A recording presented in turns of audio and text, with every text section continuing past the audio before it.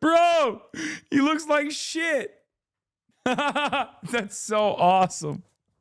God, the lookism guys are so funny, dude. Oh my God. Here's a concept of what. Let's do that instead. Jimmy here, and today I'll teach you 5 We got to do more fun tricks shit to fill that empty void in your soul. LooksMaxxing. You've probably heard of it if you've been on the internet lately. Bone smashing, mewing, leg lengthening surgery. These days, in 2025, young lads are not out skateboarding and crushing punaan. Instead, they're staying indoors and making themselves really beautiful. Pumping themselves with testosterone, flying out to lengthened, and like hitting their cheekbones with a... Resolutions are okay, buddy. First of all, Lesbo Leftist, I did do okay, buddy, yesterday. I did it yesterday. And I didn't really do resolutions this year because it's like, who cares, honestly? Like, I'm already following through on my resolutions as I do every year. It's the same shit. Lose weight, get a 6-pack, don't get injured anymore, and read more books. That's the one big resolution that I've been following on is read more. Hammer. Am I beautiful yet? And I really kind of want to figure out why are they doing this? And for us to answer this question, we need to explore the evolution of male beauty standards, the evolution of masculinity, the effect all of this stuff is having on young men's mental health, and we need to explore the dark politics at the root of all of this. So today, we will explore LooksMaxxing.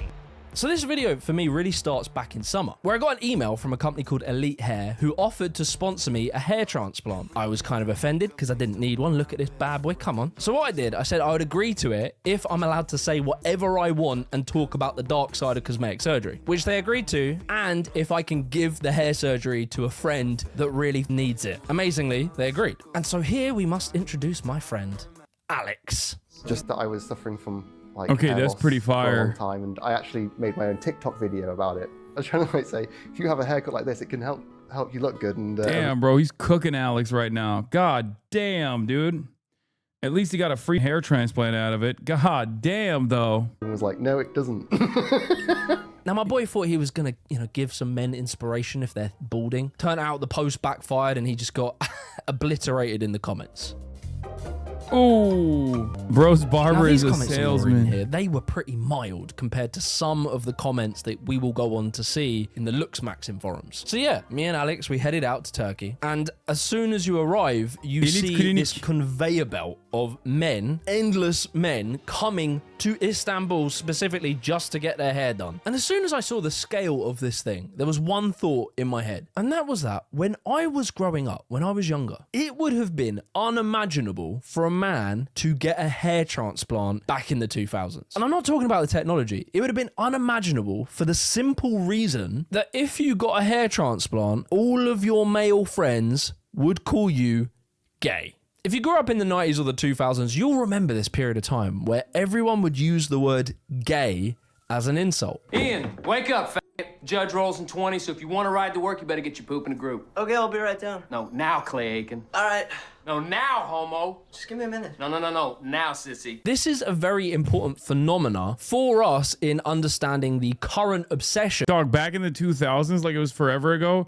Okay, you want to hear something that's going to break you? The year 2000, for us, born in the 90s, is like the year 1970s, okay? The year 2000 is 26 years away from us right now.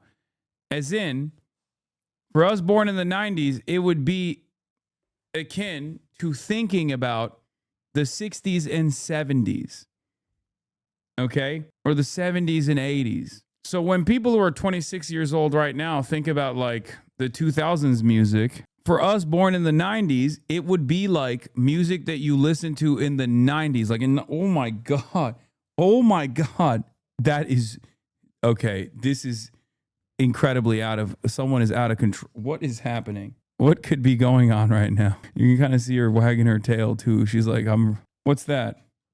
What? This is what happens when you have a dog that's basically a cat, okay? But is 120 pounds and has the capacity to move you around. Anyway, let's get back to the video. With LooksMaxxing. So yeah, young boys growing up in the 90s and the 2000s were growing up in a very weird time because there were some major cultural shifts that were happening. Firstly, there was this big moral panic back in the 80s around gay people due to the AIDS epidemic. Gay people were basically being scapegoated for the spread of this disease. And in 1988 in the UK, there was a law that was passed called Section 28. Now the rest of the news.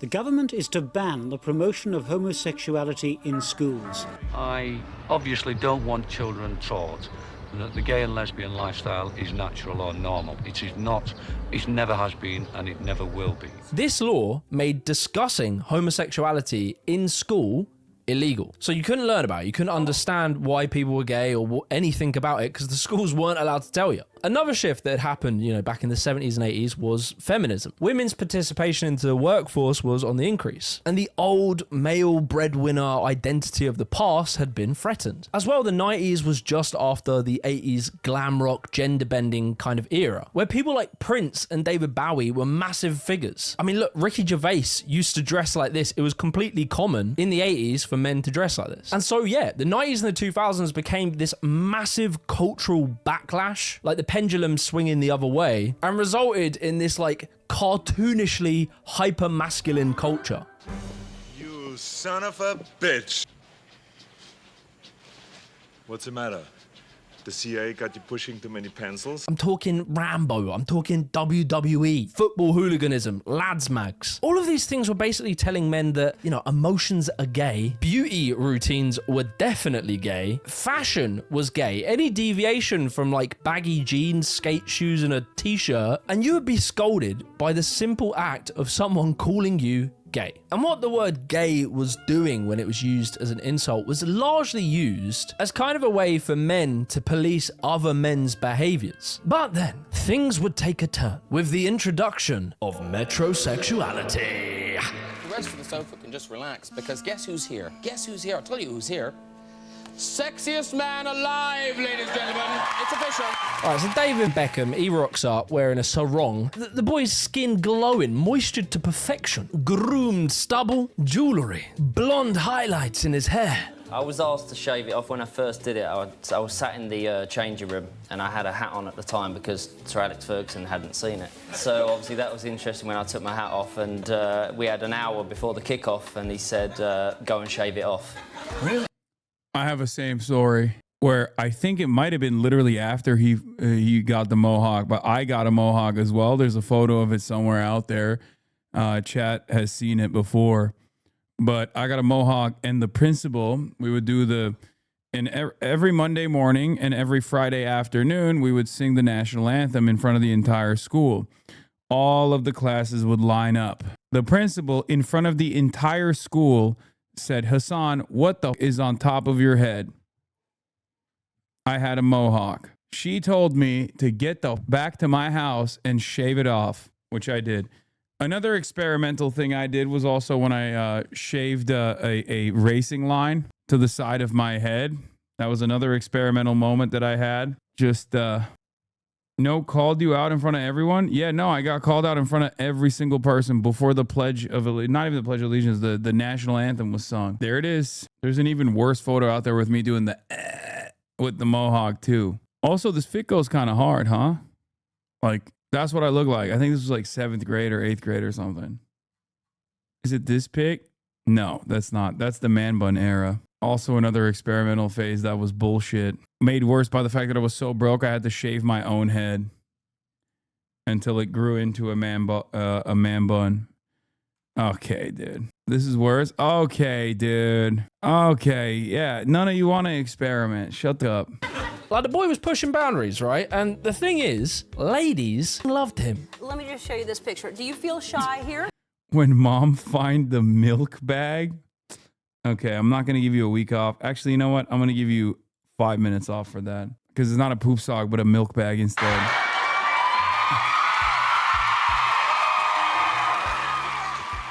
He was literally married to Posh Spice and major female boys, right? Imagine what this was doing to their head. They're being told that they're only allowed to dress like a Tony Hawk's NPC, but increasingly male celebrities were looking more and more feminine. I mean, if you contrast David Beckham, Orlando Bloom, Jared Leto against Sylvester Stallone, Vin Diesel, Arnold Schwarzenegger, clearly a contradiction was emerging. Next thing you know, it's 2010s, and if you're not wearing skinny jeans, squeezing your muscles into a tight Fred Perry, or you weren't getting your weekly skin fade or your nice tight top knot, all of a sudden, now you are the weird one. And like, I think that's interesting, right? How quickly, you know, traditional masculine roles changed in such a period of time. And maybe it's good that men were allowed to explore this stuff, but there was definitely one group of people that this was particularly good for: the beauty industry. Men are getting prettier.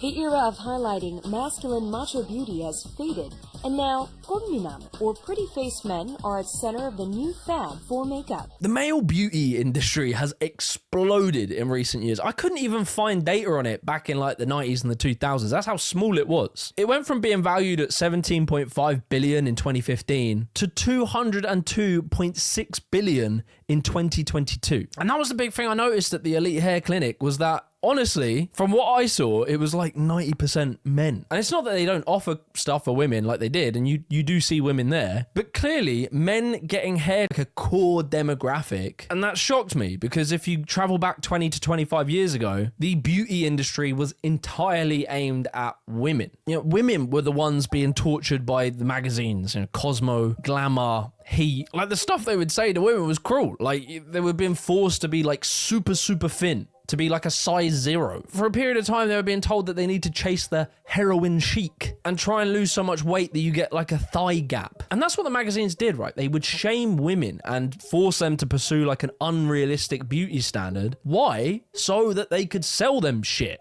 If you scroll through the hashtag self-care on TikTok, you'll see countless videos of women hoarding skincare products and indulging in beauty maintenance services. In the age of social media, Hot dog diet socialism is thank you message. Mods, thank you for making my kids' year via socialism. It was priceless. I was thrilled by the first few packages and shocked when they kept on arriving. We had second Christmas and it was perfect. A massive surprise seeing them make the best of our first Christmas. They homemade gifts and I wrap groceries. Made me so proud. I'm late with this. They had an extra long break and I don't use Twitch, etc. when they're home, but needed to say it. Thank you. Hell yeah, hot dog diet. Let's go.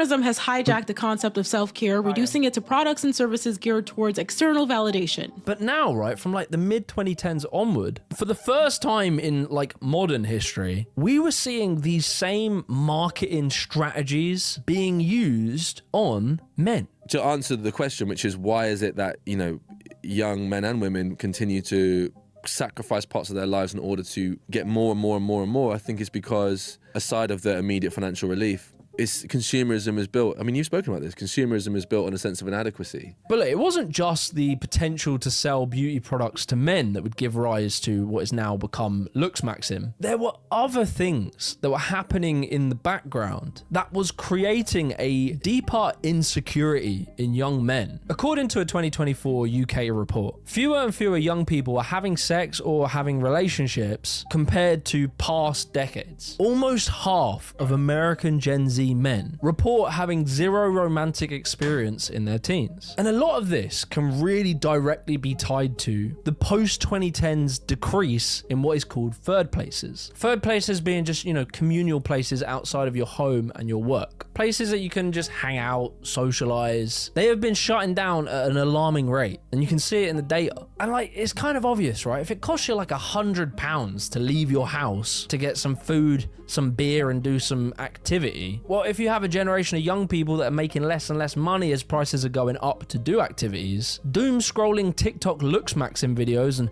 swiping on Tinder, well, that's for free. Increasingly, the online world becomes the new third place. And like, there's a lot to blame about the dating apps, but really the dating apps are a solution to the material problem of a shrinking social life, a lack of free time and a lack of disposable income. But the thing is about the apps is basically everyone fucking hates them. Most dating app users report feeling emotionally exhausted from them. And that's because when romance becomes algorithmic and placed on a platform, that platform becomes a hyper-competitive marketplace. And in this new modern marketplace, there would of course be a new form of currency: sexual capital. Knew I wasn't a bad-looking guy, but I hadn't been on a date in 1,042 days. I sought to find the blueprint for dating apps.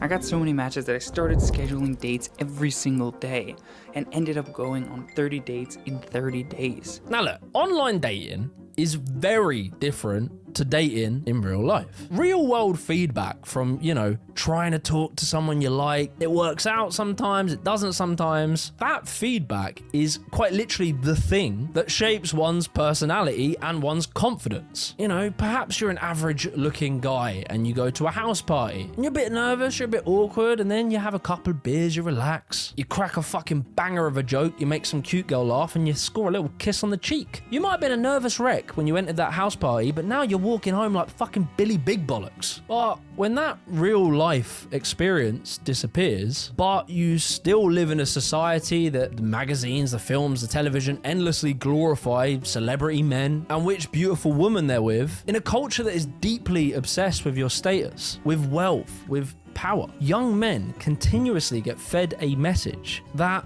unless you are attractive to beautiful women, then you're a loser, a virgin. And what's more, on top of that, and arguably more important to young men, is that if you are a loser, other men won't consider you a real man.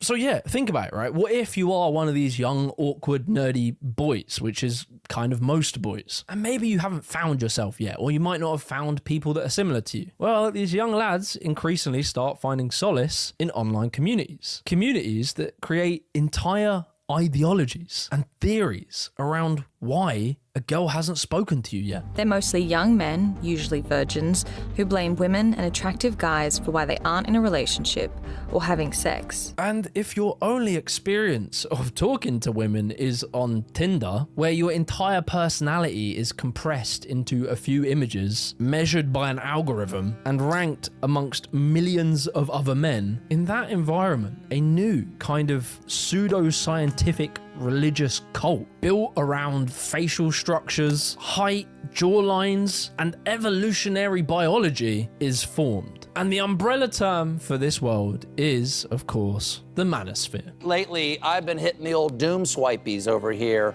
and my mangorithm has introduced me to all sorts of new alpha friends, a wide world of podcasters and social media influencers and roided out man cubes that comprise the media landscape that has been dubbed the manosphere. The manosphere is a broad term that covers different philosophies, some of them much more extreme than others. But there is a increasingly popular theory in the manosphere, and that is this belief that women are naturally hypergamous, meaning that they are biologically hardwired to only want the top men. And they come up with like rules.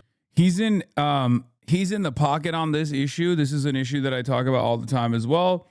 Partially because just like Jimmy, I have extensive experience with this, being a young man back in the day, now a long time ago, now at least 2 fucking decades ago, almost. But yeah, basically 3,000 years ago by internet standards. But yeah, that's he's dialed in. This is a great video. Right, they call it the 80-20 rule. Dog, you were a douche fat, bro. You're not one of us. /sarcasm. I mean, that was when I was in my early 20s too. Like I'm talking even before that, even younger. Idea that 80% of women only want the top 20% of men. Also, look, I can still be one. Are you ready? What's up? What's up? Here, let me take these off too.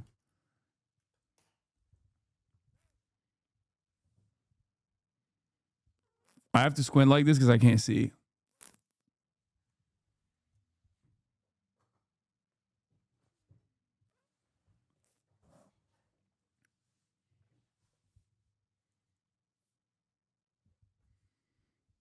Now you're Nick Merckx? Yeah.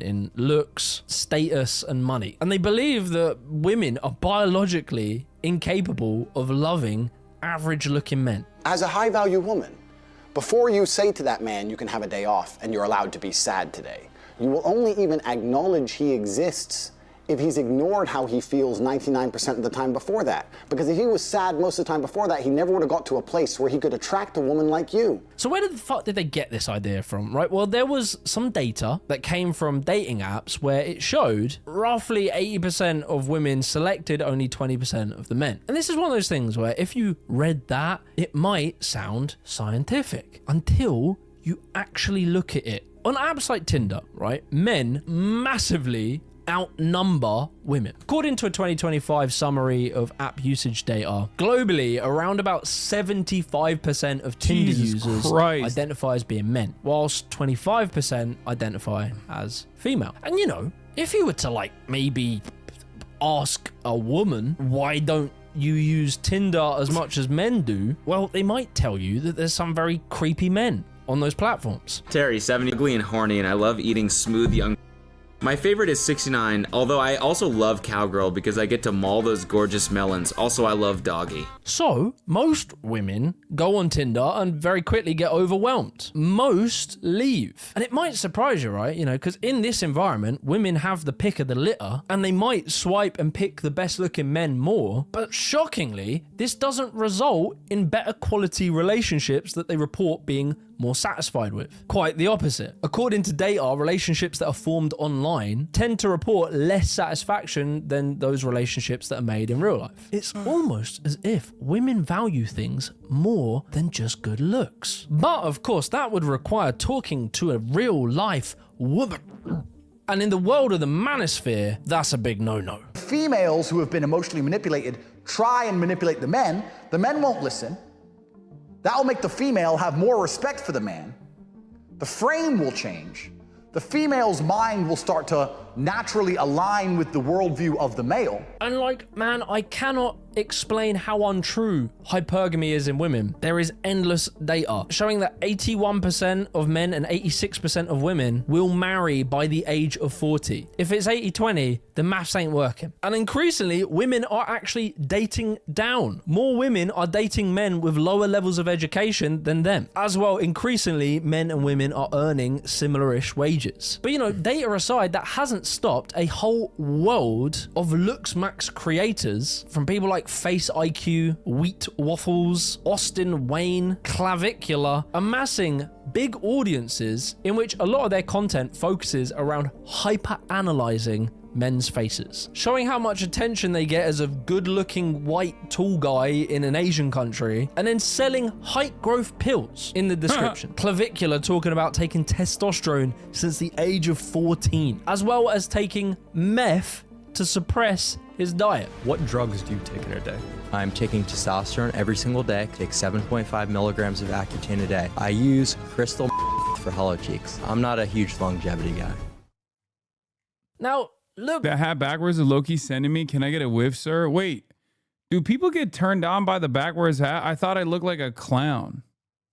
Should I be backwards hatting it more often? Like, some of you just want. I'm 34, man. It's crazy. Where's the dog? She's dead. This is turning into the same thing that happens when I eat, when people come in and go, oh, every time I tune in, you're eating. It's like, yeah, dude, because you tune in every day at the same time. Motherfuckers tune in when Kaya's on a walk and go, where the fuck is the dog, bro?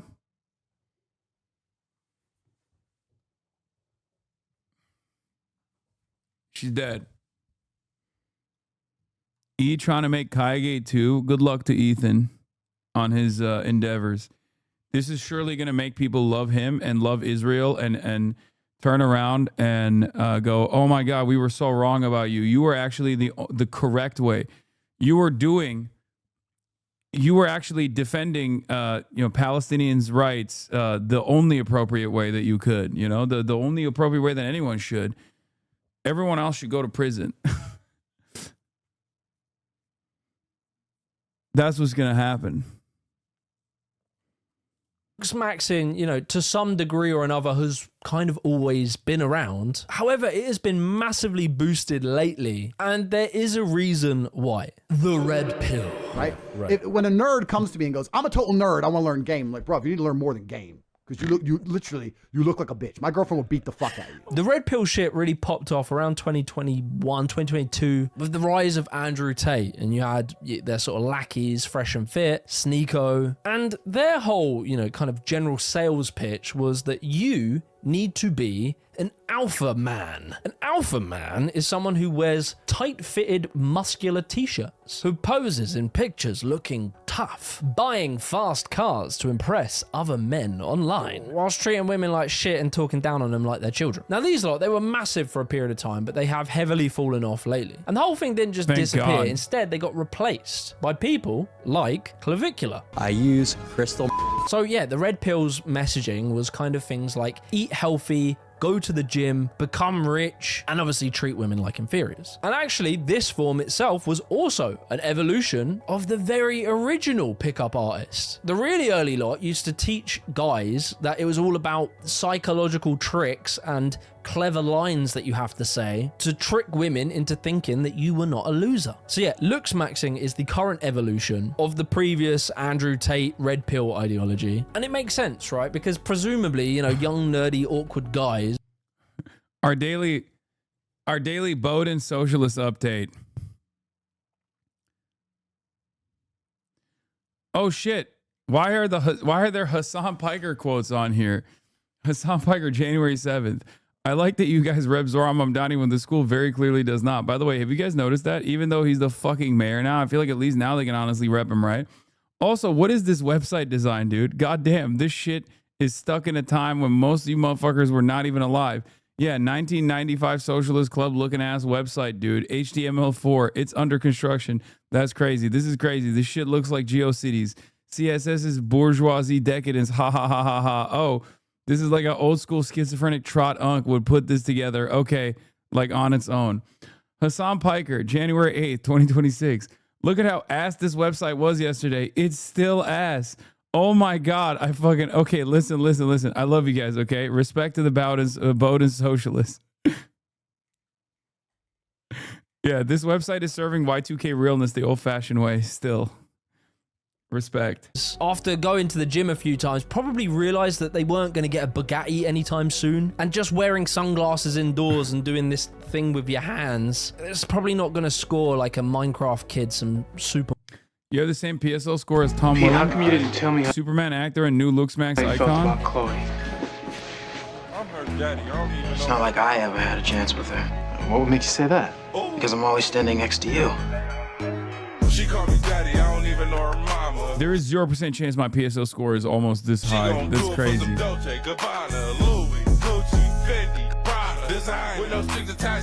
He's so much hotter than me. That's not even a question. I linked you a LooksMaxx quiz. You didn't want to do it. Yeah, I don't want to take photos of my face and shit. Aren't you taller? Probably, but that doesn't mean shit.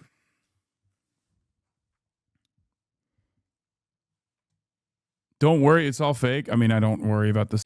You want to know why I don't worry about this stuff at all? Because I'm 34 years old and I already have confidence, which can only come from within. If you don't have confidence, then you lean into this kind of stuff. You lean into the way people perceive you. And that's kind of what I always try to explain to people. Self-reliance and confidence is the key.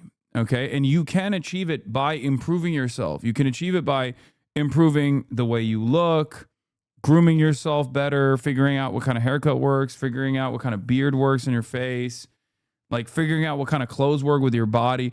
All this stuff will be helpful, but ultimately, if it just stays at external validation, you won't actually have any confidence. But the process in which you transform yourself into the 7 that I know you can be is the process where you will develop confidence, because once you start achieving the goals that you set for yourself, you start believing in yourself. Yes, you need the shower. Probably spawned somewhere in like the early 2010s. There was a website called PUAHate.com. Surprisingly, PUA Hate, which stands for Pickup Artistry Hate, was not in fact a website created by feminists to critique the objectification of women, but instead it was created by men critiquing the effectiveness of pickup artistry. These lot, right, who were going on PUA Hate, they considered pickup artistry a scam. They didn't buy the whole advice that you could just be more confident and that will get you women. They started to believe that attractiveness was biologically hardwired into you. I think that every woman who encounters me on the street is inherently disgusted by me. I'm physically unattractive, I'm visibly autistic, and I have no experience speaking to females. There is most likely not a single female on the planet that would be willing to date me. So yeah, it was somewhere around the 2010s where we start to see the rise of incels, involuntary celibates. Guys who believed that they were so biologically unattractive that they were destined to be celibate for their entire life. This is often referred to as the black pill. The black pill accepted that there was no such thing as self-improvement. You are born as you are, and nothing can be done to improve your dating outcomes. But LooksMaxxers, right? They were like a slight deviation of that style of thinking. Because whilst they believed the general premise of the black pill, that looks matter more than anything else, and that women are hypergamous pieces of shit, they, however, believed you could make improvements, but not to your personality, friend. No, to your face. By looking good, they're going to assume that you get paid better, you're cooler, you're funnier. I was teased for certain things like my skin, my eye bags. Was I able to improve these things? Yes. Did it help my life? Yes. There are other things that you could do that are quite effective, that you could do today, tomorrow, this week, to get remedial. Well, oh yeah, I saw this. It's so funny that no one can apparently write a hit piece on Hasan the Hun without also calling him handsome along the way. Jewish Insider asked podcasters to comment on the comments of another podcaster and wrote an article about them not commenting. From Jewish Insider, Johnson also pointed to an issue with what he termed the Democratic staffer class, where the median Democratic staffer is so progressive they have no punching left rule, especially when someone like Hasan is attractive and has a large audience. As Piker's ideology remains largely unchecked by progressive lawmakers and other critics warned that the left's acquiescence to his troubling views has already hurt its ability to meaningfully counter growing hostility to Jews in Israel from the far right. Hasan Piker is a Tucker Carlson of the progressive left, just dumber and better looking. Jamie Kirchick, an author and commentator who frequently writes about Israel and Jewish issues, told Jewish Insider, as long as figures like Kana, Sanders, Ocasio-Cortez, and Markey pal around with him, they forfeit any credibility attacking the new right's vile anti-Semitism. Sure. Rude Lamafea, I mean, I don't give a fuck what any Israel dick writer says about my level of intellect. And for the record, I would rather be the dumbest person on the fucking planet than be someone who defends Israel, okay? I'd rather be dumb with a heart than present an intelligent person on camera and lack consciousness. These motherfuckers done unfang anti-Semitism by themselves. Yeah. Makes you look like Dennis the Menace. Are they somehow dissuading them from attacking the new right anti-Semitism? No.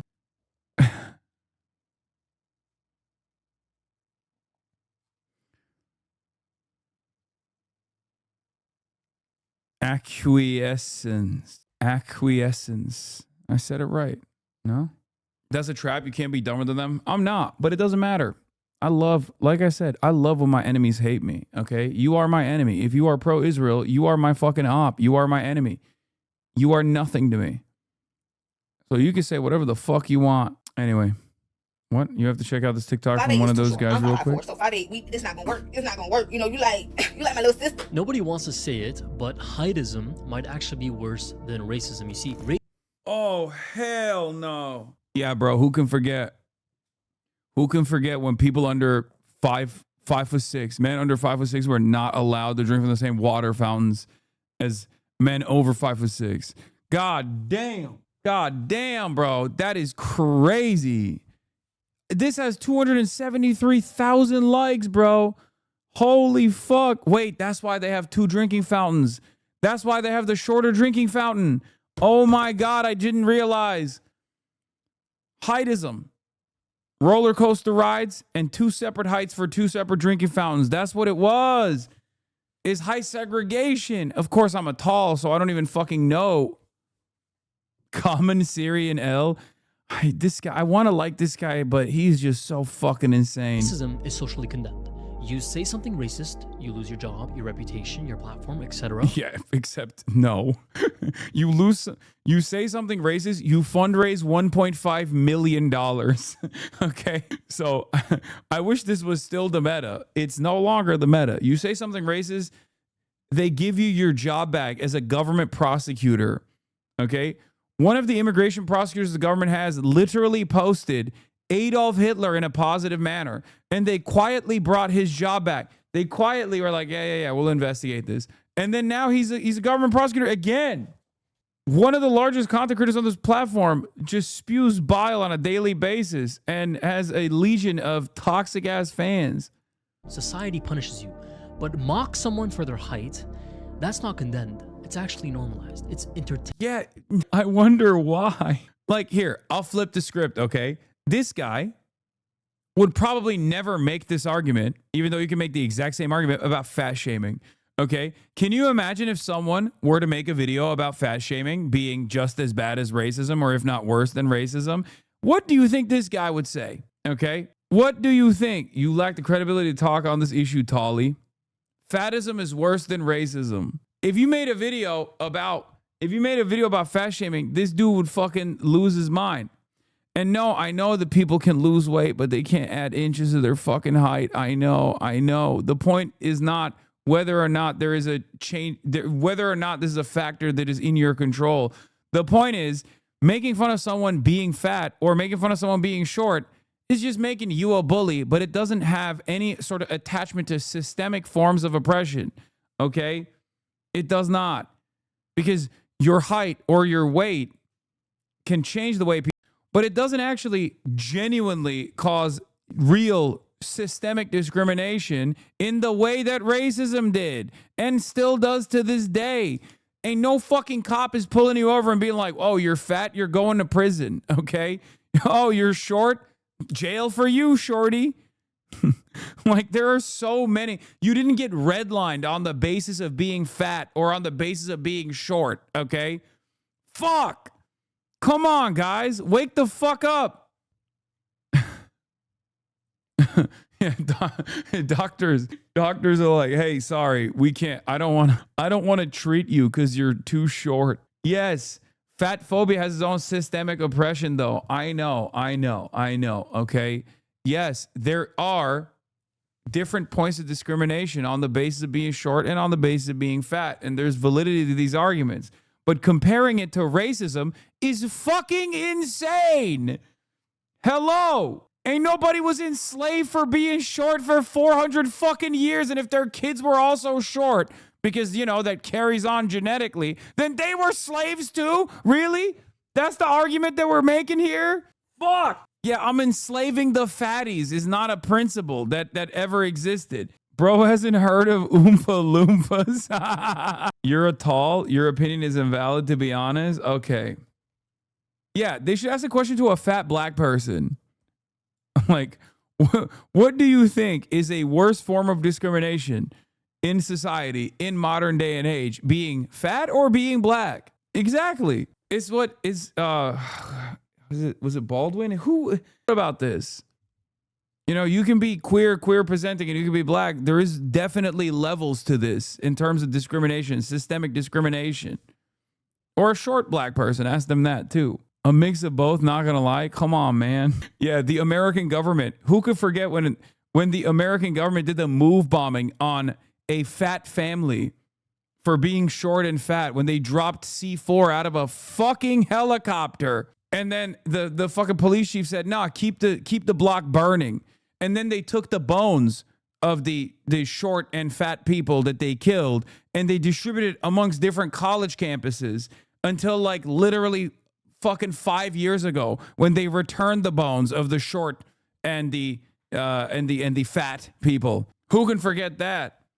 Like, even in terms of you know, skin color, who could forget that we have an entire brigade called ICE that is basically stopping people on the basis of being short and also on the basis of being fat. Do you understand how fucking stupid this argument is? I'm really stressing it to the best of my ability. I'm trying to make people really understand how stupid this is.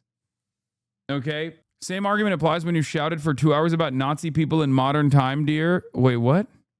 I don't know, Hasan, I'm 6'3", 240 pounds and black, and I remember working security a couple years back at high school in LA. There was this kid that was 6'7", and I would have to respect his height when he was around. There are rules. Okay.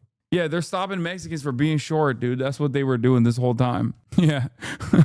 Sorry, we have to deport you because you're fat. Or, sorry, we have to deport you because you're short. No more shorties. We need tallies only. What the fuck? Payment, it's a preference. Liar. How am I a liar? 6'5" is a lie. You gotta round up. Round it up heavy. No, I didn't. 6'5". I'm 6'4". Exactly. And the irony is, height is 95% genetic. You can't train it, manifest it, or grind for it. No amount of effort is going to change your bone length. Only about 15% of men are 6 feet or taller, yet somehow that becomes the baseline nowadays. It's so bad that even talking about someone's weight is considered more offensive than mentioning their height, especially when it comes to women, right? And that's something that you can control. I just find it hilarious that this double, actually triple standard still exists till this day. Heightism might be actually worse than racism. Our brains are shrinking. Yeah, I'm gonna have Joe on the broadcast soon too. We've been working on doing a collabo. You both make good arguments. Man, shut the fuck up. No, we don't both make good arguments. I am standing directly in opposition to this argument. There is no world where both of us are making good arguments. You basically just said, hey, I see you, I hear you, you're being very reasonable, but also, I'm fucking 5'6". That's all you said to me with that statement, okay? Shut the fuck up. Listen, guys, I'm not one of these people that's going to be a silly Billy and tell you, like, oh, it doesn't matter at all. Women don't look at that stuff at all. Of course they do. It's a fucking hurdle, but it's one that you can climb, okay? It just gives you a worse starting position overall. And there are still plenty of people who don't give a shit about it regardless, okay?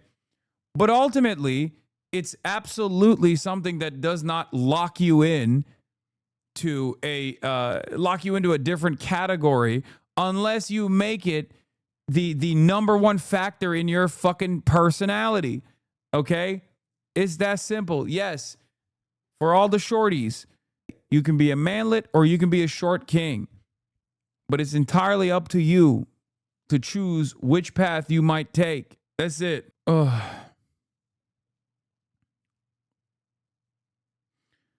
Where's the equity, Hasan? Oh my God. Motherfuckers being like, yo, motherfuckers making the argument, yo, you said you claim to be a socialist and here you are hoarding all the height for yourself. The dating pool is smaller for sure.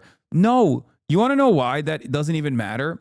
Because we're talking about such a ginormous dating pool that, like, even if you shave a little bit off the top, it doesn't, you haven't even gotten anywhere close to penetrating this ginormous sea of possible suitors. I usually agree with you, Hasan, but fucking long girls have no right in these discussions. I really don't know why you high tops like to dig into our vertically limited lives. The only thing bean poles like you are good for is opening covers and giving uppies to us on the ground down here fighting the real fight. I heard Mao was 5'5". No, Mao was tall as fuck. He's like my height. Mao was actually like 6'3" or 6'4" or some shit. I mean, he might have even been taller. Deng Xiaoping, on the other hand, he was a shorty, okay? That's the Hunanese you're talking about, okay? A Hunan man. A real fighter. All right, anyway. We must put the shorties to work in the chocolate factory. You fail to realize that all the world leaders are tall and oppress the short. Brother, Vladimir Putin is like 5'3", okay? What's up? I actually don't know how tall... I don't know how tall Xi Jinping is. Is he tall? Now is 5'11", Lamau? Okay, then his statue gave him a bunch of inches. Height difference of different dictators. These measurements are not completely accurate. Dictators, and then it's fucking Fidel Castro, Mao Zedong, Xi Jinping, Raul Castro, Kim Il Sung. Like the first, dude, come on, dude. Come on. Oh, when I think of dictators, I think Fidel Castro. What the fuck are you saying? Adolf Hitler 5'7". Tito? They put Tito in there? I'm noticing a pattern here where there's very few right-wing dictators on this list. Lenin was 5'4". That's my fucking goat of all goats. Look at that. It's by height, you idiot. Yeah, really? So Pinochet was 5'2", and that's why he didn't make the cut? Is that the argument you're making? Or is this a fucking idiotic subreddit that thinks like every fucking leftist leader was a dictator and perhaps way worse than anyone on the right ever could have been? Motherfucker said Lenin was a dictator, bro. What are we doing here? Are you fucking serious? He said Fidel Castro's a dictator. Lenin's a dictator. Mao Zedong, once again, you know, compelling figure overall. What was it? What's the fucking quote? If Mao Zedong had passed away in like 1964, or not 1964, what was the fucking quote? But it's like, if he had passed away right before the Cultural Revolution, he would have been known as an incredible legend. If he passed away 1 year into the Cultural Revolution, he would have still been seen as like a profoundly positive force. But he unfortunately passed away after, something like that. Had Mao died in 1956, his achievements would have been immortal. Had he died in 1966, he would have still been a great man but flawed. But he died in 1976. Alas, what can one say? Imagine if Lenin lived just another 10 years. Yeah. Why does this guy keep saying gay fart fucking? Take a day off.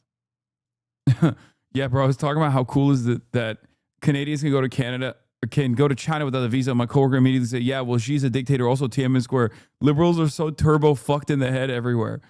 Yeah, Xi Jinping, the man who did Tiananmen Square. Bro, it's like saying, you want to go to America? George Washington owned slaves. Sure, the timeline is different, but you get what I'm saying, right? I can't believe you'd go to America. The move bombing happened around the same time that the Tiananmen Square happened. Hello? Ay, ay, ay. CBP commander getting mobbed. Hey fam, I was in Minneapolis and look, we just stumbled upon Greg Bovino at a fucking Speedway for a pre-Hague photo shoot. So, good for him, I guess. For those following along at home, I have nothing against short men, but I do just have to report back there is about a 4-inch height difference. Do you want to get closer so they can see? Oh, no, sure. A little higher there for you. Still not the same. So Greg, you're standing right there in front of me, but to everyone following along at home, I hope you fucking eat shit. I hope this keeps you up at night for the rest of your life, and no one fucking wants you here. Oh, fantastic language. There's children in here, and your fucking vehicle, asshole. Choke. Oh my God. Oh my God. People are saying this might be the perfect video. She got him on his tippy toes, bro. She got him on his tippy toes. Talked mad shit directly to his face, cooked his ass. Oh my Lord. Oh my God. What the fuck? Oh my God. He heard her talking big shit and walked over. Difference? Do you want to get closer so they... You think he tries to find the tiniest agents he can to surround himself so that he doesn't look ridiculous in comparison? You know what I mean? He's like, you can be 5'7" max. Inch height difference? Do you want to get closer so they can see? I like that she's not even remotely fucking intimidated too. He's like slowly posturing over there, like walking up to be like, yeah, I see you. And then jumps up and down. Minnesota girls are built different. Dude, I see that, dude. My favorite Gregory Bovino fact is that he seems to travel everywhere with a Praetorian Guard handpicked to be even shorter than he is. Yeah.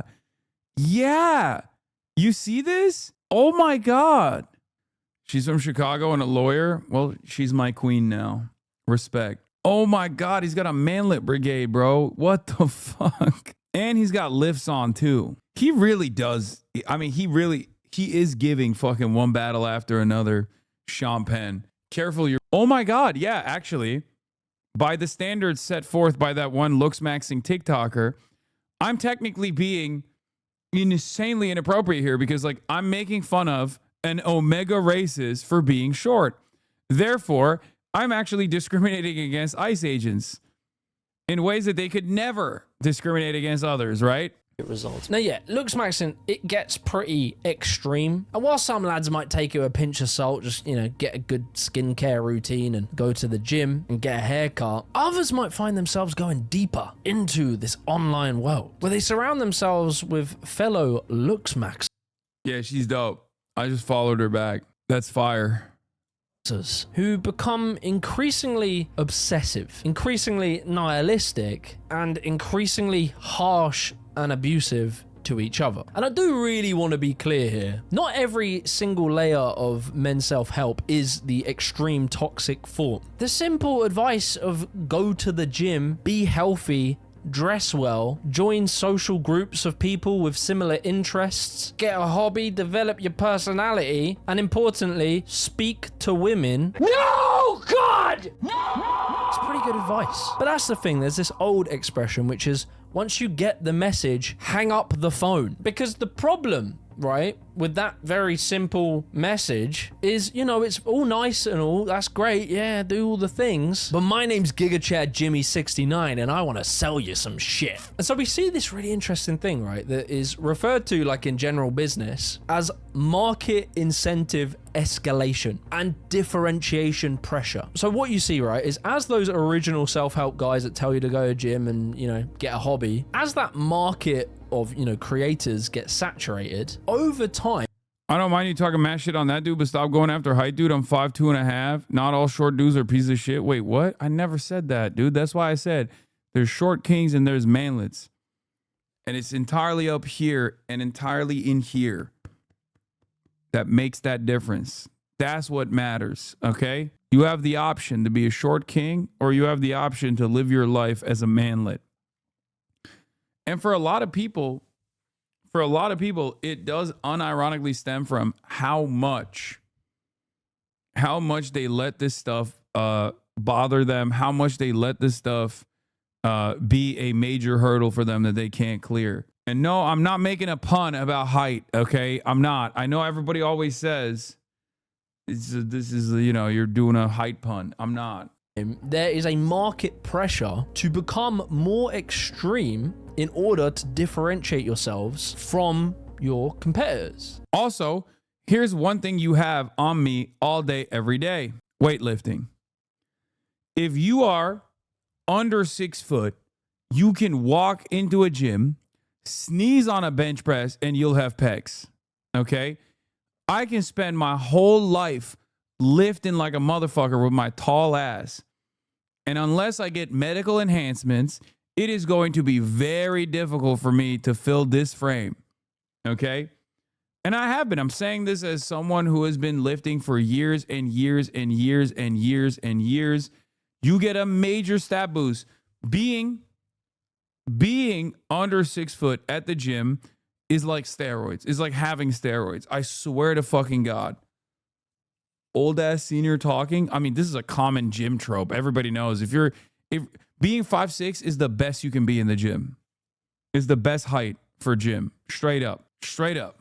And to sell new products. So if in the early days the obvious products was to make, I don't know, video courses and maybe even teach people, go coaching people to talk to women, well, the potential market for that is small and eventually will become saturated. But if you think about it, the customer base for maybe height growth pills, jaw strengthening machines, where you can live stream this on TikTok and have a shop running, that market is way, way bigger. And bro, you know what I get on TikTok too that's crazy? Drones that they're selling to Ukrainians. Like, Chinese e-commerce has exploded on TikTok. I mean, it probably always did, but like I see hella fucking anti-drone tech that they're just selling. And also on top of that, they're out here selling like, you know, grenade dropping mechanisms and stuff that you can attach to your drones.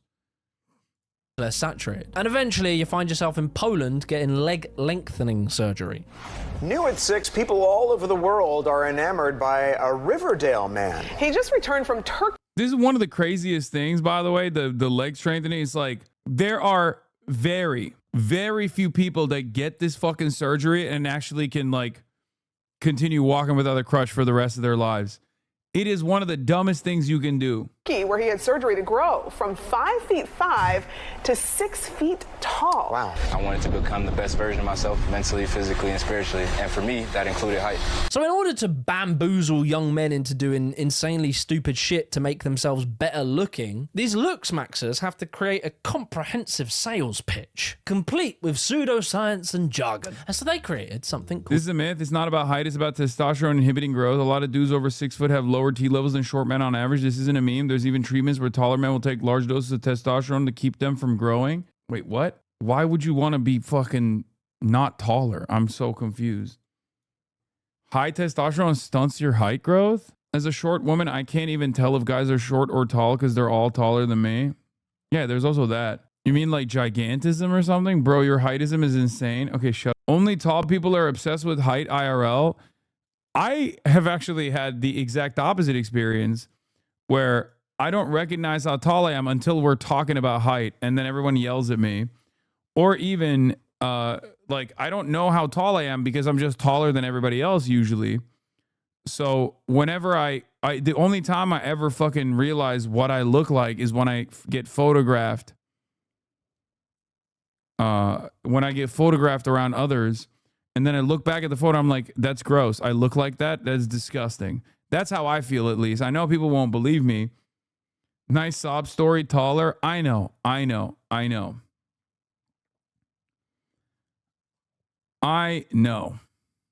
The PSL scale. PSL stands for PUA hate, slut hate, and lookism, which is like racism for looks. The PSL ranks men from... Yes, I've had body consciousness issues in the past due to not just height, but due to being fat for the most part, but height as well.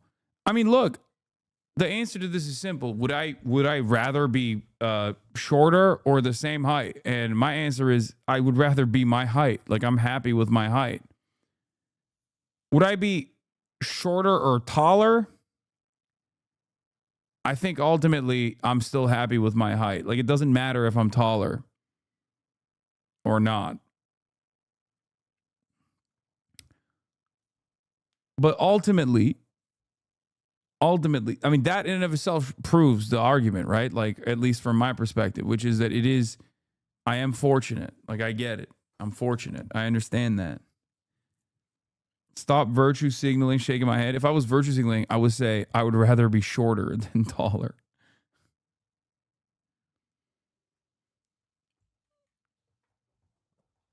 My point is,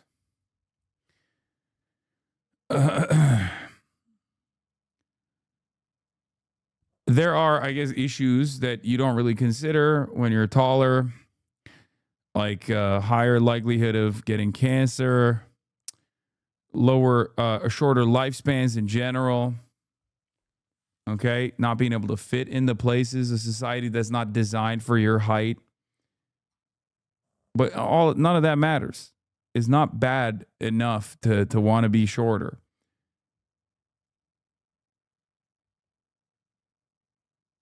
Okay. You're also perceived differently. Bro, you're reading off Google right now. What? Google? Problems with being tall. Yeah, I got Google. I needed Google to fucking highlight issues about being tall and not the 34 years that I've lived on this planet. Performative beanpole. Reverse heightism doesn't exist. No, I'm not saying it does. Heightism doesn't exist. Shut the fuck up. Like, there's people perceive you differently if you're shorter, for sure. I'm not going to say that's not the case, I guess, but it's a hurdle that you can clear, okay? Remember, just like it's not bad with wanting a smaller dick, I've never met a man that said, I wish I had a smaller dick, okay? Subhuman at the bottom, all the way to Giga Chad at the top. Yeah, the Giga Chad is a mythical being whose jawline is so sharp that he could make a woman faint just at the mere sight of it. And these lot, with their PSL scale, they have this hyper obsession over a very specific type. I mean, they fucking rate Ryan Gosling 5.5 out of 10. I mean, what the fuck? Damn. And this right here is damn. AdSense came after my boy's ass, dude. He had to mute the shit out of that. what they believe Ryan Gosling should look like. And while facial edits often do look uncanny, bro, he looks like shit. That's so awesome. God, the fucking lookism guys are so funny, dude. Oh my God. here's a concept of what Gosling might look like. As we can see his jaw gets more proportionate. Yeah, he looks so much better. Thank you, dude. Thank you. He looks so much hotter, bro. You got it. And robust. His chin shape is fixed. His eyebrows are fixed. His eye positioning is improved. His canthal tilt's improved. He's fixed. And all these factors contribute to a more harmonious face. And the presentation and delivery of this message is as if this is objective science. And as I say, you're a young man, you hear all this scientific jargon with diagrams, arrows, ratio charts, face grids, and weird little measurements with names like your canthal tilt, your mandibular plane angle, your bysygmatic width. And so yeah, once you've accepted this religion and the belief that every single detail of your face determines your entire worth as a human, the next step is obvious. Fix it, you ugly prick. Now you're mewing, right? Tongue posture, where your tongue sits in the roof of your mouth. If it's there, it will remodel your skull and make you beautiful. Mewing was invented by this insane guy and is obviously completely rejected by established science. There's no evidence that this works for adults or teenagers. Yeah, you know what the fucking funniest thing is? The reason why those LooksMaxxing things, I guess, like the success stories work is because so many of them are like 14 years old and then they get to 16. Or if they're 16 years old and they get to 18. Half of the fucking people that think that this LooksMaxxing shit works on them are just going through puberty. Okay? That's literally what it is. They're just going through fucking puberty. They're growing up. That's genuinely a big part of it, especially because the target audience is like very insecure and very hormonal teenage men. And there's good stuff in there too, obviously. Like the good stuff is, you know, doing things like figuring out what kind of skincare products work for your face and work for your composition, all the stuff. Like that stuff is good, but it can very quickly turn into an unhealthy thing. And it often does for many people. Self-improvement is something that I am firmly committed to, something that I believe, something that I urge others to engage in. Okay? Teenage boys, not men. They're not adults. Please correct it. What? Okay, whatever, dude. Calm down. You know. Yes, teenage boys, not teenage men. My bad.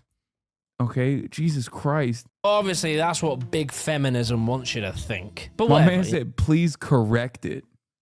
Like, you've made a grave mistake. Correct it now. You know, mewing, it's fine, mostly harmless. But then lads who go and get their faces cut up because some random mod on Discord told them that their maxilla is negatively rotated. And the thing is, man, these people in the forums kind of sound like experts. They have very hyper-specific knowledge on surgeries and parts of the face, knowing the names of procedures and where you can get it done, what medicines you need. And it's this, the very invasive, you know, forms of surgery, etc., that would be called hard maxing. By the end of this lecture, you're going to have a completely new understanding of which hard maxing surgeries are actually worth considering and which ones are better left alone. No. That is the medical intervention. And in a sense, Alex getting his hair done is arguably a form of hard maxing. It kind of depends on the context, really. If you consider yourself a LooksMaxxer trying to improve your PSL score by 2, what the fuck am I saying? What is my job? And I can't lie, when I was at the Elite Hair Clinic, I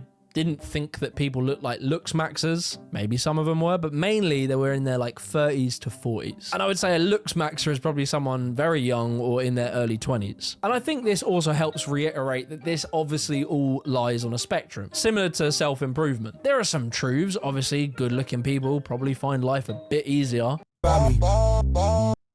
Explain yourself. Why did you send this to me? The Kirker surfer. No, he has a point. Okay. But there's also a ton of bullshit mixed in. And like, you know, yeah, myself, I go to the gym. I try and dress okay when I wanna. I get haircuts. But I guess in a way, I have also done some hard maxing myself. Like, I got my teeth whitened. I kind of always wanted to get them whitened. I don't know why, I just did. And partly, maybe it was to improve my confidence. And also, dare I say it, I've even done the thing, the Botox, where you try and get rid of wrinkles in your head to keep your skin young as you get older. And I can't lie, if I was balding, I probably would get a hair transplant. And when I saw Alex getting it and him sort of explaining why he wanted it, it kind of made sense, you know? It would make him feel more confident. I get it. If you could afford it, if it's safe, why not? But I do notice, and I do believe that this stuff can really be a slippery slope. Never hard max in public. What about Kirk maxing? For hair transplants, it's highly recommended you wait till 25 the earliest, and you are recommended to try minoxidil and or finasteride first before doing it. So it makes sense that most people at a hair clinic would be 30s and 40s. Yeah, I mean, I did minoxidil and finasteride, and I still do, obviously. And if it wasn't for minoxidil and finasteride, I probably would have needed a hair transplant, I suspect, because my hair was thinning out in the front. And I'm fine now, even though people constantly say, oh, dude, you're balding or whatever every now and then. But yeah, I mean, I have a more mature hairline. When I was younger, this part that is like no longer there was connected, right? And even younger than that, I had a fucking 3-head. I basically had like a 2-head or a 3-head. But, you know, I've done some LooksMaxxing as well. You have to have your head in a relatively healthy place. And that is what, in my opinion, a lot of these LooksMaxxers are doing. They are pursuing improving themselves aesthetically in an obsessive, unhealthy manner. They are hinging their entire self-worth on improving their face. That is insane. So yeah, to do my part of the brand deal, link in description. Contractually, I'm allowed to say whatever I want. I could slag them off if I want to. So that is my honest opinion on them. So yeah, if you were looking to get a hair transplant, I would thoroughly recommend Elite Hair Clinic. Professional, they're safe, reputable. Drop the links below. And Alex seems to be quite happy that he got it. It was great. In the past, we have seen many, you know, Hollywood actresses and actors, singers as well, who have completely ruined their face pursuing obsessive cosmetic surgery. So really, this isn't a new phenomenon. It has been around a while. But what does seem to be new is the fact that young men who in the past rarely gave a fuck how they looked are increasingly getting into. What a dumb video. I bet people were saying the same things about hair transplants when that came out. Brother, I don't think you can compare hair transplants to like jaw-breaking surgeries and stuff like that. Like there's definitely levels to this. Like here, one example, a surgery that's like very commonplace is rhinoplasty, right? And a lot of people do it and it makes them very happy and they're super fond of it, okay? But just because rhinoplasty has like a very high success rate doesn't mean that like you can look like a Bogdanov twin after doing a whole bunch of different surgeries. Like there are less invasive and much more successful surgeries, and there's levels to it. And that's the reason why I'm saying like there's a difference between like doing a hair transplant surgery versus whatever the fuck half of these dudes do, which is straight up breaking their fucking jaw, cutting it up, and then like pushing them apart so you have a wider jawline. Please, Logs, for reading the question. Dude, what is MJ's rating? Okay. This stuff. And it was weird, I can't lie, seeing Alex's hair follicles being attached to his skull. But at least it seems safe and professional. These LooksMaxxers are going on Reddit and getting pseudo-scientific advice, just literally inventing shit with no medical evidence, such as bone smashing. Bone smashing, as the name suggests, implies hitting your face with a blunt metal object, you know, like a hammer, in order to create... Yeah, like, do you think this is a chatter? Do you think that we will be looking at this gay fart fucking? Logs, I have personal experience in this. Okay, take a day off. Like, you're comparing like a hair transplant surgery to like bone smashing and shit. Micro fractures in like your cheekbones, where supposedly they will heal back together bigger. And it's probably obvious there is zero scientific evidence that this works, but there is fracturing your face and causing permanent damage. The face and the facial skeleton is covered with a lot of blood vessels. So if you get a bleed in a particular area, it could cause airway obstruction, suffocation, and blindness. If you hit particular arteries and veins in certain areas, nerve damage. Hormone maxing, you know, this is taking testosterone, TRT, DHT derivatives, peptides, often without medical supervision, just buying it online from some dodgy, unrated... Why are young men T-maxing testosterone? Do they need it? And what are the risks? Oh my God. Oh my God. Regulated lab abroad. And again, like I keep saying, if you have low testosterone or you're aging or something, there might be a valid reason to take testosterone, but there is no reason for a 14-year-old boy with regular testosterone levels to be taking testosterone. If I go blind from LooksMaxxing my face, tell me it worked. Okay, you got it. Such as Clavicular, who, if you look at his face, have a guess how old he is. That boy's 19. He was doing testosterone since 14. And for him... That's the other thing about T is... testosterone fucking rapidly ages you. Okay? For those of you who don't know, if you take testosterone, if you take steroids, it will accelerate your aging dramatically. And this is pseudoscientific, what I'm about to tell you, is that if you have any sort of conditions that are supposed to come out later in life, you also have the capacity to accelerate, you know, those medical illnesses, medical conditions as well. Who gave him testosterone at 14? He did. All of this stuff is like readily available and accessible on the internet. Only if you abuse. Come on, man. No. Unless you have, no, it's DIY. That motherfucker can get TRT at 14, but trans people can't get hormone blockers at 14. You think that motherfucker got TRT from the doctor? He's doing DIY. The fuck? What you should be saying is everybody was yelling at DIY when trans people were talking about doing DIY hormones and stuff over the, like, trying to get it with like Chinese peptides or whatever. Meanwhile, these guys are doing it to themselves.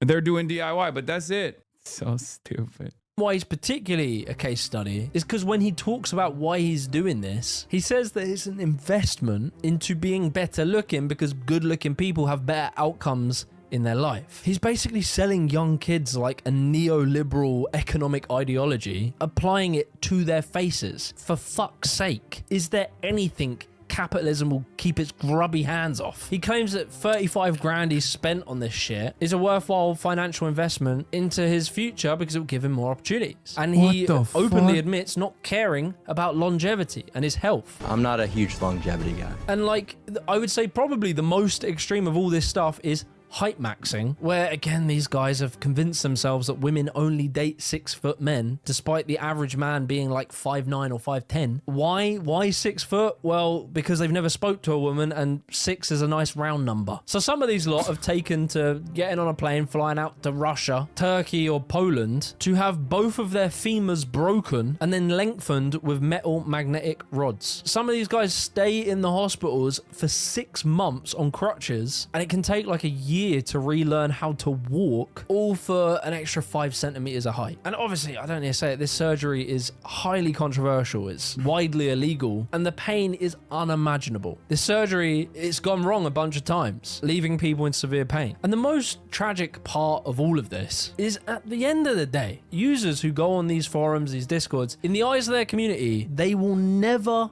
be enough. How long do you think it'll be before you're maxed? Do you think that's like a destination or is it a process? I think it's more of a destination. There's really no end to it. Like, there's no destination. It's body dysmorphia. He has tremendous body dysmorphia. Okay, that's it. So he will forever do different cosmetic procedures and like a whole bunch of different things unless he fixes what's going on up here. He is never going to be perfect. There's never going to be an end to it. And the end is the Bogdanov twins, okay? I keep going back to the same thing, but there's a reason why people look like this, okay? There is a reason why people end up looking like this, okay? Moshi moshi. They look perfectly healthy and normal. Yeah, totally. Because you can get, there's the whole never enough type of deal. I don't think that would ever be problematic for me because I'm very like logical with risk versus reward in terms of like. That's crazy. He literally does meth. He is microdosing meth. You are not very logical with anything, okay? You started abusing steroids at the age of 14. What the fuck is logical about that? Like the hard maxing and stuff like that, I'll be like, okay, I'm at a place where I don't really need to do this shit anymore. In the academic work that has been done on LooksMaxxing and like male body image, there's a term that often pops up, which is masculine demoralization. In this paper, which is called When Help is Harm, Health, Lookism and Self-Improvement in the Manosphere, they describe masculine demoralization where they say men are told that they deviate. Yeah, and you take Zins? Yeah, exactly. I also drink a lot of coffee and do a lot of caffeine, which is the same as doing methamphetamines. Thank you. Microdosing meth isn't really any different than using Adderall. Yes, it is. What the fuck are you talking about? It absolutely is. That's like saying taking Adderall is no different than drinking coffee. You're smoking crack, chatter. What the fuck? What is happening in this chat? What is happening in this community? What the fuck? He said crystal meth. You don't get crystal from an MD. You get it from a dealer. I know. I thought you didn't wear your hat backwards. I am for this episode. Just a bit, man. Everything in moderation. No, not everything in moderation. No crystal meth in moderation. From accepted male beauty standards, that they have no hope for having a romantic or sexual relationship, and that they are failures as... Yeah, the amphetamine salts, 4 different kinds, are not meth. Soda. Yeah, is meth... Meth has tremendous adverse effects, dude. Like the meth that we're talking about as the street level drug. Crystal meth. It's called Dizoxin. I'm being responsible. You're being responsible with your meth? An Adderall vape would go crazy. Hey, so this is just called smoking meth. Men. LooksMaxxers have created their own archetype, their model of masculinity. A specific, objective model that they claim is objective beauty of what women... Okay, I looked it up. Dizoxin, methamphetamine hydrochloride, is a powerful central nervous system stimulant available by prescription for specific medical conditions, though is not a common treatment for option due to its high potential for abuse and dependence. Dizoxin is available only through a doctor's prescription, which cannot be refilled. It's typically a last resort medication used when other safer treatments have been unsuccessful. How fucking cracked out on ADHD do you have to be that they literally give you like a controlled version of methamphetamine? Yeah, shut the fuck up. I'm not doing a free trial. I'm not doing beyond a free trial, okay? Your whole chat is taking stimulants. Yeah, I feel like pharmaceutical grade methamphetamine is probably still like isolated to a certain degree as opposed to whatever you're getting on the street. It's like saying, hey, you get fentanyl at the hospital versus, oh, I'm just microdosing fent that I got from the street dealer. You know what I mean? But even then, I suspect that this is like an incredibly fucking, incredibly specific scenario, I guess. Find attractive based on what they, men, think is attractive. Think with it, there's a tension there where these men who fear looking feminine, that's a big problem. They don't. Street meth includes both chiral structures of meth and causes massive side effects. Yeah, you lose your teeth, okay? It rots your teeth, for example. I'm a chemist. Chirality is basically the inverse structure of a chemical. I think your generation is just anti-meth because of Breaking Bad. What? No, because it's really fucking bad. What is happening? Okay, I'm realizing that 90% of the time when I'm arguing with chat, I'm just arguing with people not because they have like a significant ideological disagreement or I've offended their worldview in some way. It's just because they love to argue. Because there's motherfuckers in here trying to be contrarian about methamphetamine usage. Like that is, you must be on meth to be advocating for smoking meth. Okay? I am realizing now that most of the time I'm arguing with derailers because they just want to fucking argue. It's crazy. This is madness. Just pop the Vyvanse, don't try me. Yeah, notice how you didn't say, just smoked some crystal meth, don't try me. Because you'd be tweaking too hard to even type in the chat. don't want to look feminine. They don't want to be feminine. They want to be masculine. But there's this tension between idealizing masculinity, being subservient, obsessive over it, entirely rejecting one's own femininity, doing all of this whilst trying not to come across slightly homoerotic and slightly feminine themselves. Take the term skin maxing, right? Skin maxing. What is that? Skincare, right? That's what women do. They look after their skin. Yeah, there's also this like incredible insecurity surrounding like coming across as like not masculine, that you have to talk about everything in like video game terminology. A lot of these young men, I think, young boys, are autistic to a certain degree, alienated, isolated, and basically have to treat everything like a fucking video game. Is skincare. But obviously they need it to sound manly, so they call it skin maxing. Cosmetic surgery is referred to as hard maxing. Calm down, tough guy. The entire community has to code everything in like a male sounding way in order to make them feel okay about doing it. And even in these communities, they will admit, yeah, it's like baking. Baking is not gay, bro. Baking is not gay. It's like chemistry. I'm actually chem maxing, dude, when I'm baking. It's like, what the fuck, dude? The hell's wrong with you? Dude wipes. Dude wipes. It's for my pussy, but it's dude wipes. It's cool. It's fucking... I'm oven maxing, dude. Yeah. I'm not baking. I'm oven maxing. That if you get too much surgery and it becomes obvious that you're getting surgery and people can recognize it, then you risk looking like you care too much about your looks, and that means you might come across feminine. The entire thing is just an obsession with their perception from other people. And it's ironic because if you're meant to be the Giga Chad tough guy, the whole point is you shouldn't care about what other people think of you. What masculine demoralization is the continuous denying of masculinity for other men. So if you're on one of these discords, right, and you rate someone's PSL as subhuman, you are saying, my boyfriend says he does bitch's hair because he doesn't want to call himself a hairdresser. Let me find out. That's so funny. You're a hairdresser. Why are you worried about appearing like a certain type of way, man? Just be confident in what you're doing. To them that man is unattractive to women. Unironically, that comes across like he's a diva. Okay? Tell your boyfriend that makes him sound, if that's his fear is coming across as feminine or, you know, gay or something, right? Oh, I'm doing bitch's hair. I'm doing my bitch's hair today. Okay. Just lean into it. Just say you're doing girly pop hair time, okay?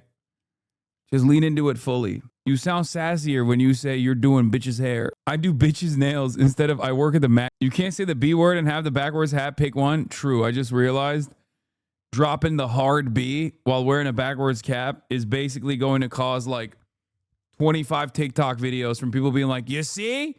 I knew it.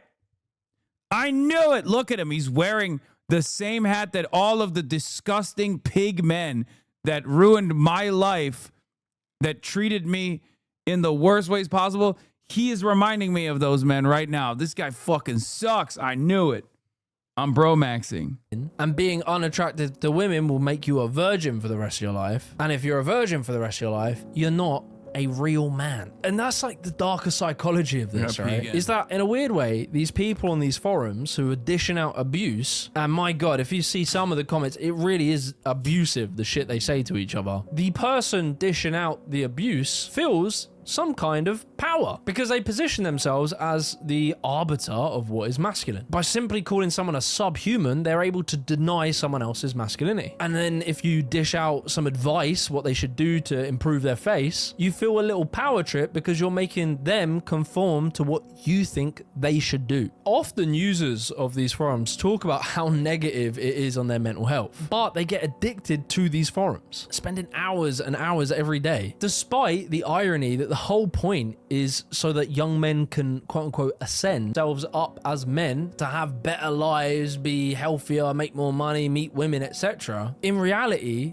these forums only really have a negative effect on the users. At the very extreme end, it pushes users to do self-harm, whether it's things like bone smashing or literally using the euphemism to rope, which means that if someone is so ugly and they have no hope in life, that they should use a rope. You know, you can figure out what that means. Ultimately, that's the thing, right? This ideology doesn't want you to feel better. It wants to put you on a treadmill, trying to grasp at what anti-feminoid 14 thinks is beautiful. And it might all sound confusing. You might be like, why do they put themselves through this? But that right there touches on the deeper psychological trap that gets people. The question is, do you want a guy, like, do you want to fuck this guy? Okay. The question is, do you want to fuck this guy that we saw yesterday, Stale 2000? Because the guy on the other side of that anonymous account, he looks like that. Okay. He looks like this. This is what that guy looks like. The guy who's fucking talking big shit looks like this. Okay. So unless you want to fuck this guy, or unless you want to appear fuckable to that guy, you shouldn't worry about what that guy has to say. Okay. That's the most turked up version of you. True. I was LooksMaxxing. Addicted to this, which is the need for control. It is pro Anatumblr. There's a for reason men. that the types of lads that are drawn to these forums often have like very analytical, almost engineering style of thinking. Because LooksMaxxing, what it offers that type of person is a simple premise. It's so funny. He's trying to do the polite way of saying everyone on these forums are autistic as hell. Okay. Analytical. Yeah, buddy. We know what you're trying to say, because it's true. Like, straight up. That's what it is. Too much Tylenol. Too much mommy Tylenol consumption. Okay. Dating feels unpredictable, but it's not. It's based entirely on looks, and looks are objective, and through looks improve your looks. This is really appealing to people who, you know, if they feel uncomfortable in certain social situations, which is most people at some time. And also it appeals to those who maybe are a bit different and maybe don't fit in to the groups of people they see in their schools or workplaces. And I notice when you watch a lot of these LooksMaxxing documentaries and the interviews, it does just seem like some of these kids are maybe on the spectrum, like autistic or Asperger's or something like that. Like, there was this one guy in one of these interviews that was talking about getting leg lengthening surgery. He really had convinced himself that all of life's problems were the fact that he Never mind, he said it. wasn't 6 foot. Also, what is the did he was that like a British way of saying Asperger's? I'm so confused by what that term was. Spurgus. Oh, Jesus Christ. Wait, what is we got to make sure LooksMaxxing doesn't become a school shooter pipeline, brother? It already is. What do you mean we got to make sure it doesn't? It already has been there. Or something. This is interesting. I had the relatively, when I was sitting down, I noticed that there was a different attitudes compared to when I was standing up. It's like people assumed you were taller when you were sitting down. Yes. And then when you kind of revealed your actual height, they acted differently. Yes. They started just ignoring you, they stopped cutting your conversation. But the thing is, when you heard him speak, he just sounded crazy. Like, I'm short as fuck when I'm sitting down, okay? I have long ass legs. I do not have a very long torso. This has never changed the way people interact with me, okay? That is crazy. That's just your perception. Who cares? Oh. Someone who maybe struggles a little bit socially and might find it hard at first to connect with people. And that's a really sad thing. High-waisted trousers that will make you look taller. Are you telling me that? I don't think I need to look taller. Is that there's loads of people just like him. And had this guy found his group of people that he clicked with, had he found his hobbies, his interests, he might have eventually found a group of people that made him feel valued and that he belongs. And like, you know, that's the beauty of being in your 30s, is you've grown through this phase. You know, when I was younger, I was never really like the football lad, but luckily I kind of found my tribe of people in the parkour world. They're all hippies, they're all very creative, very expressive types of people, and from there I felt like I belonged, and I was able to develop my personality and my confidence, which then gave me more opportunities when it come to meeting my wife. And I think that's the real thing that we have to do, like with young kids, young people, we have to help them find where they belong so they can find themselves, who they are, become confident in themselves. But sadly, instead, a lot of these lot being attracted to role models online who ultimately, like at the end of the day, whatever advice they give them, are kind of just trying to build their own brand, build their own business, and sell shit. Now there are two ways to do this, and that is the rich and poor person version. And when literally needling your face, to be honest, I prefer to go with the more expensive option. But if you don't really care, you can simply just pick up a $15 one from Jeff Bezos. A lot of these people offer very concrete sounding answers, simple explanations for very complicated complicated social problems. That can be very appealing. It tells people that they don't need to deal with the uncertainty of dating. They don't have to worry about, you know, the chaotic nature of chemistry or the vibe. They don't have to worry about the element of luck that comes into it. Wait, I kind of want to watch that as Or well. the vibe. They don't have to HTN. worry about... You're a regular good-looking guy. This is where sexual attraction starts. And HTN will have had a few sexual partners and some LTRs. What is it? Low tier. What is a LTR? Will probably be the best looking guy in an average social circle, may struggle to slay quality girls from a club, occasionally gets lucky, long-term relationship. The element of luck that comes into it. All these scary variables that can't be controlled. And it's this type of thinking, this controlling, hyper-analytical, and biologically determinist way of seeing the world that not only ruins their attitude to dating, but can also destroy your entire worldview. With 6 of its students dead, the University of California Santa Barbara community is in mourning. The gunman who methodically planned the attack this is Elliot Rogers. chronicled his descent into a deranged rage. How did this young man who seemed to have everything become a mass murderer? The incel shooter. I'm at the hospital not getting staples in my skull, nearly ripped limb from limb in Minneapolis. Jacob Fry took the officers of Minneapolis police to stand down so they could watch me eaten alive on national television. President Trump sent in the National Guard. They are lynching white Christians on the streets. Please go help support my hospital bill and future security at Give, Send, Go. Come get your vest back, pussy. Oh my God. Jake Lang, the January 6er, came to Minneapolis to cause a problem, but ended up getting his ass beat and got his vest snatched. Hey, I got a souvenir. Why the fuck I get his, man, what the fuck? I got the nigga vest. Oh my God, that's fucking hilarious. I was just literally lynched by an anti-white mob of liberals and illegal immigrants. Yeah, I heard bro got loot. I heard somebody looted his watch too. This is like rapper chain snatching, but for white supremacists. Tarkov's getting a new season in America. I'm sorry, I just cannot sympathize with this motherfucker, okay? Who I won't name, you're probably aware of him, spoke frequently What? of Wild feed, visiting it continues. He walks out with a full SS He's later. completely indoctrinated into this world. Ultimately, at an incredibly young age, deciding that he had no hope with women for the rest of his life, becoming deeply filled with hate and going on. Nihilistic worldview is radicalizing people, young people. And it's also creating a direct funnel from incels to Nazism. Because like, think about it, if you're told that the entire dating world is determined by your biology, then is it really that much of a big leap to say that the entire world is determined by biology? That there's that's the connective tissue right there to right-wing politics, right-wing worldviews, by the way. That's how you turn into a fucking Nazi, because it's like genetic predeterminism. There's like a biological underpinning to the entire argument, eugenics, all of that. That's how you get on the pipeline. Defected, weak, impure genetics, which are causing all of the world's problems. Is it any surprise that people like Nick Fuentes come from the world of incels? And oh, look who we did a live stream with. Oh, that's surprising, isn't it? What a massive surprise. Lots of the LooksMaxxing theories have their roots in the pseudoscience of eugenics. In Europe, eugenics wasn't just some science experiment in a lab. First of all, in America is where it started. And secondly, it was created to offer some kind of pseudoscientific justification for chattel slavery.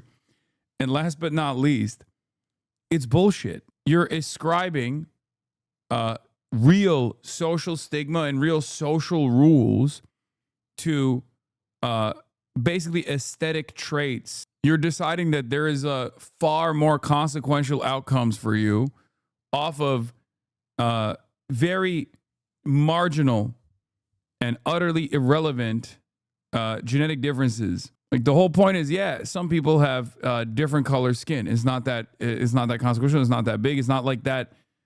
It's not a massive. It's not a massive difference in what your life is going to look like until you socially construct a different value system off of it. It was how society evolved. Attractive women were more likely to be chosen by powerful men. Yes, Europe wasn't the only place, but they were the harshest. Less attractive women often got pushed out socially and quietly over time. This meant only certain traits kept getting passed on. Yeah, that's why every European is super hot. This guy, men were judged too, but women faced it harder because they were selected by appearance way more often. This pressure has existed for hundreds of years. That's why today you often see a higher ratio of physically attractive women in European populations. Mixed eugenics with mixing with other European ethnicities. Most Europeans you see today. What? Excuse me. Why that tone? Because attractive people exist everywhere. There are attractive. First of all, attraction or attractive traits are also socially assigned. It's not like this design is unchanging. It's totally fucking subjective. It changes throughout culture and it changes throughout time, even in the same place that you exist in. It's so fucking stupid. Europeans are hot. Boris has to go. Tweets emerge showing PM's new advisor urging him to resign. Okay, to be fair, Boris Johnson is Turkish, so I guess that proves that other person's argument, you know? He is an Ottoman son, if we're being real. Even though he looks so goddamn British, it's crazy.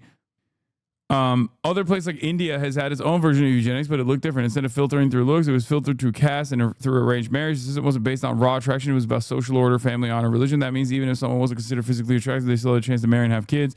So yes, eugenics was there, but it was light eugenics. It wasn't obsessed with beauty or performance the way the West became later on. Now fast forward to today. The West is doing eugenics again, but this time it's not government policy. It's happening through dating culture. Apps like Tinder, social media filters.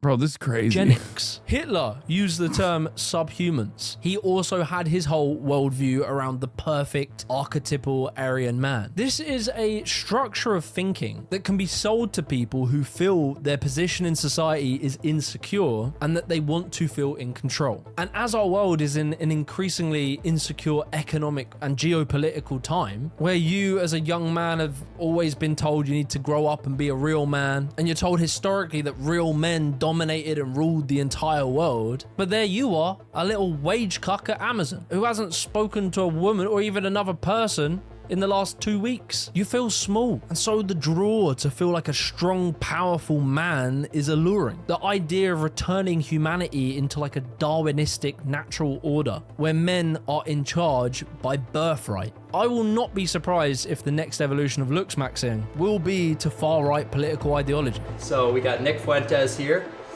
We're going to be discussing the disenfranchised young men. 20, 30 years. The people that are the most persistent, that want it the most, the highest IQ, the truest believers, if they keep their views and they ascend up the ladder, in 20 or 30 years, it's all people that were influenced by me that are running the GOP. Now look, man, I don't think that we can solve this stuff by just telling people and explaining why concepts like masculinity are very complicated. Even if you can demonstrate how gender roles shift massively throughout history, how Prince was a sex symbol, and how powerful, wealthy aristocrats were putting on makeup, wearing wigs and wearing tights. Even if you explain all that stuff, and even how very rigid ideas on how a man should be might be the thing that holds you back from actually finding love, doesn't matter if you tell people this. It doesn't matter if it's true, because you are trying to tell young men who can see with their own two eyes that the world that they live in constantly rewards brutal, cruel, strong and powerful men. And at the heart of it, people want to feel like they matter. So personally, I think the only solution is rebuilding society from the ground up. Building a society that values every single member of it, that gives each person, No, I think the answer is get a fucking job. That's what I think. Government mandated jobs, okay? Government jobs program, everybody gets a job. You can just like go around and pick leaves or something on the sidewalk if you can't find anything else that you feel comfortable doing. You get paid well. You got something. You got something going on for you. Yes, 0% unemployment. Everybody gets a fucking job. Everybody feels fulfilled. Everybody has a role to play in society. So they can't do this shit, okay? This is joblessness. This is joblessness, okay? That's what it is. As the chatter brings up, this is one of my, I'm a big fan of your military becomes construction workers take. Yep. I talked about this quite a bit. We already have a jobs program. It's called the military. But instead of killing people, okay, we're just building shit. We're building all the fucking time. We're building Chinese style. We're building so much that it's basically China up in this bitch. Okay? That's what we're doing. We're build maxing. Okay? No more do we have any infrastructure issues. We're building shit all the goddamn time. That's it. Sounding like a liberal law? Wait, what? Sounding like a liberal? Fuck you mean? Fuck you mean sounding like a liberal? How is that liberal? Everything's a liberal to you, I guess. Yeah, fill out the potholes, call it pothole maxing, okay? Oh no, there's not enough houses. Guess what, bitch? We're building more houses, okay? We're building houses. I don't think you appreciate how hard construction is. No, it is hard. You know what would make it easier? If the job site, instead of having 10 people, had 25 people, okay? Then you can share the burden, okay? Building everything but rail? No, we're building rail. We're putting rail down like crazy. We're maxing out on the rail too. We're rail maxing. As a carpenter, please. Forcing people into labor? What could possibly go wrong? Weird take, dude. Wait, what? Dog, the military already exists. What the fuck are you talking about? The same mechanisms of coercion that cause people to go and fucking sign their life away to the goddamn Department of Defense, now called Department of War, okay, could work to do something much more reasonable, something much more beneficial for everybody. The fuck? Many hands make light work. Yup. Unc said idle hands are the devil's plaything. It's true. It's true. All these motherfuckers are jobless as hell. And it's not like they don't want jobs. Okay. Everybody wants some meaning in their life. And there is a lot of meaning in work. There's a lot of value in labor. There's a lot of good that can come of it, you know? Military doesn't force anyone, last I checked. Yes, brother. It's called coercion under capitalism. Okay. Because coercion under capitalism implies that if you don't have a job, then you're fucking dead. You don't have a house. If you don't have a house, you become homeless. And if you're homeless for an extended period of time, you go a little crazy. I can't believe we got to go back to the drawing board every time. Like, I have to explain to you every single minutia, every single detail. Just pick up on the things that I'm putting down here, okay? Last time I checked, you weren't forced into joining the military. First of all, there is a concept such as the draft, but we're not even talking about that, okay? The military already exists. Hire even more people to the military and then change no more murdering 14-year-olds overseas, but instead building shit. Regardless of how sick they are, gives every single one of them a dignified existence and some position in society with some responsibilities. We need to build sociable places and give people the time and the money to be sociable. We need to encourage young boys and young girls to mix at an early age, doing activities together, sports, art, dancing, all this sort of stuff. As a culture, we love to always do men things. Yeah, what sucks is that we already have a jobs program right now that the government has created. It's called fucking being a Nazi. An ICE agent. Assistant Chief Counsel for ICE is a guy who posts literal Hitler praise content, not like the exaggerated, oh my God, literally Hitler trope, but like literally in the literal sense of the word. This is what I was talking about earlier. James Rodden, an ICE prosecutor who the Observer identified last year as an operator of an X account, posted, America is a white nation, migrants are all criminals, and an apparent praise of Adolf Hitler appeared to be back at work today. Based, Gott mit uns, he wrote, when talking about his username is Glomar Responder. We tolerate no one in our ranks who attacks the ideas of Christianity. Our movement is Christian. Adolf Hitler, 1928. That guy was quietly taken off of his duties, and now he's back. Yeah, also, look at my chart. Motherfuckers are talking about how there is no coercion under capitalism. It's all voluntary. Look, yeah, see? Capitalism is voluntary. Get bread or get dead. That's the whole point. Thank you for pointing out that I'm wearing my own merch that actually is directly about this faulty notion. Things and women things, but you are alienating people from each other, and then they fail to understand each other. The way we stop young men falling into this shit is by working together to rebuild a society that is connected, that values each other, and that doesn't turn every single part of life into a hyper competitive market. But yeah, while we continue to create jobs that pay shit, and we continue to pay the people who actively help society shit, nurses are going in. They're going in hungry, having to use food banks themselves, not being able to turn the heating on. They're going to care for their patients, but nobody's caring for them. Whilst rewarding... Does Amazon Prime not work anymore? No, you haven't been subscribed to me via Twitch Prime, I don't think. That's why. But you can for free, by the way, to the Piker Broadcasting Service. You can do that. and aggrandizing criminals, abusers, and clout chasers, we will continue to make a culture that drives young people into darker and darker corners. If you enjoy this video, consider supporting me on Patreon. Just want to give another thanks to Elite Hair for sponsoring this. Yeah, Hitler was a PSL 1. He was not a LooksMaxxer. Hitler was PSL 1 for sure. He was not a Chad. He wasn't even like a low tier normie. He was totally, what's the lowest of the low you can be? He was subhuman. You shouldn't follow Adolf Hitler because he was ugly as sin. Gentleman's Gazette put out a video on the last century's worth of hats. That's a very cute suggestion for a video that you want me to watch. Last century's worth of hats. Hitler got mocked by Stalin. It's true. It's true. Lenin was hot too. Lenin was like at least a 7 on the PSL. They also have decade by decade EDC vids. Okay, I'm good, man. Thank you. Both Clavicular and Hitler did meth. Okay, they were both meth maxing.